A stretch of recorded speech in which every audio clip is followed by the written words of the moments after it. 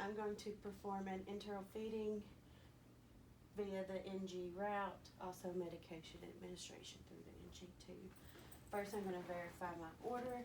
I have an order from the physician of Glucerna, 2 cows per ml at 30 mLs an hour. I have a total of 500 mLs.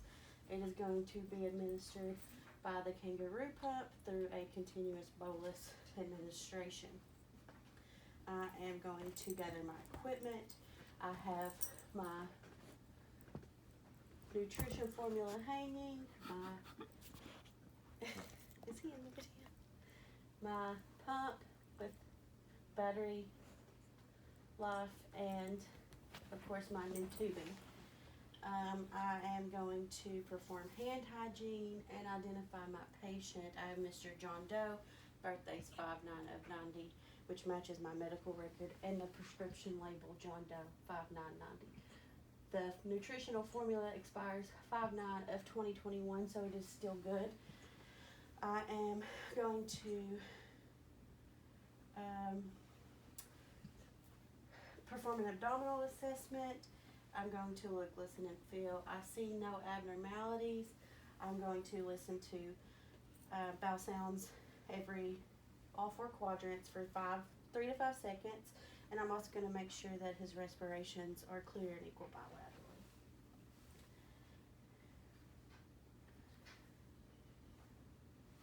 Bowel sounds are hypoactive in all 4 quadrants and present.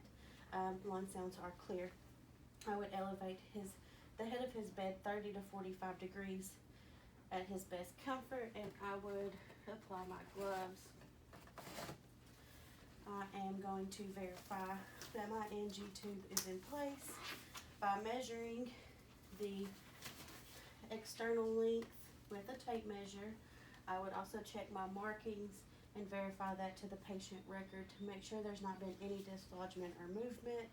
I would instill 30 mLs of air, unclamp, instill the 30 mLs of air slowly, and there's no resistance, and I would withdraw gastric contents and observe the characteristics of the gastric contents and reclamp, and then I would also check the pH to verify that it is less than 4. My solution is already hung, and like I said, I measured and documented the return of the gastric contents. I would set my pump to 30 mLs an hour. I would unclamp my tubing and instill the tube feed.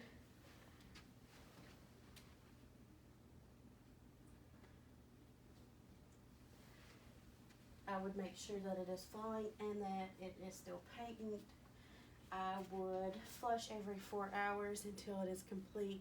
Upon completion, I would instill 30 mLs of water to flush the feed.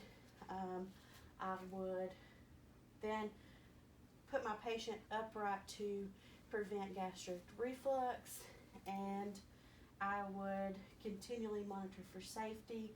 I would always trace my lines to make sure there's no misconnections. I would check all of my connection sites frequently.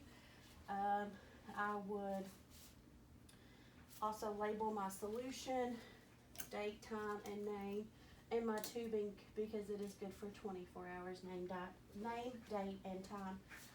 I would know the medications that are compatible with a tube feeding, and then I would document my process and my findings. If I were to administer medications, I would verify that I have an order. I would make sure that my medications are water soluble and able to be administered the NG route.